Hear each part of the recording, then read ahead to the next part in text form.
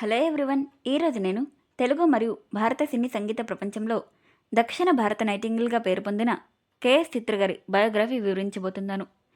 KS చిత్ర అంటే కృష్ణన్ నాయర్ శాంతకుమారి చిత్ర. చిత్ర గారు July 27, 1963లో కేరళలోని తిరువనంతపూర్లో ఒక సంగీత కుటుంబంలో జన్మించారు. ఆమె తండ్రి కృష్ణన్ నాయర్ గారు కూడా ఒక మంచి గాయకుడు మరియు ఆమెకు తొలి గురువు. చిత్ర గారు కేరళ విశ్వవిద్యాలయం నుంచి సంగీతంలో మాస్టర్స్ డిగ్రీ పూర్తి చేశారు. ప్రభుత్వం నుంచి స్కాలర్షిప్ పొంది సంగీతంలో ఉన్నత విద్యను అభ్యసించారు. చిత్రగారు తన కెరియర్ను మలయాళ చిత్ర పరిశ్రమ ద్వారా ప్రారంభించారు. ప్రముఖ సంగీత దర్శకుడు రాధాకృష్ణన్ గారు చిత్రగారిని 1979లో మలయాళం సినిమా ద్వారా పరిచయం చేశారు.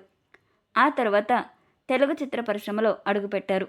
ఆమె స్వరం ఇక్కడ ప్రేక్షకులకు ఎంతగానో నచ్చడంతో వేల సంఖ్యలో పాటలు పాడే అవకాశాన్ని దక్కించుకున్నారు. సంగీత దిగ్గజాలు ఇళయరాజా మరియు ఏఆర్ రెహమాన్ గార్ల దగ్గర పాడిన పాటలు ఎప్పటికీ నిలిచిపోతాయి. చిత్రగారి కెరీర్లో సింధు భైరవి సినిమా ఒక పెద్ద మలుపు.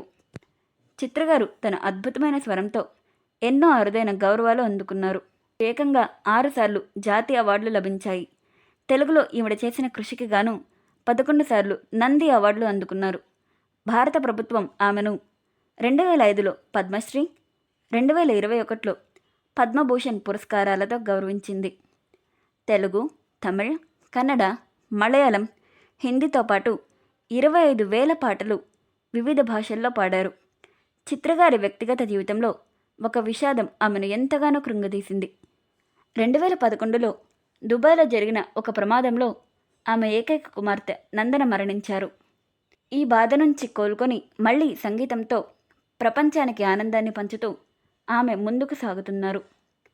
చిత్రగారు కేవలం ఒక గొప్ప గాయని మాత్రమే కాదు, ఆమె వినయం మరియు ఎప్పుడూ నవ్వుతూ ఉండే ముఖం అందరికీ ఆమెను ఇష్టమైన వ్యక్తిగా మార్చింది. ఈ ఇన్ఫర్మేషన్ మీకు నచ్చినట్లయితే లైక్ చేయండి, షేర్ చేయండి. అలాగే ఇంకా మీరు ఎవరిదైనా బయోగ్రఫీ తెలుసుకోవాలనుకుంటే కమెంట్ చేయండి. Thank you.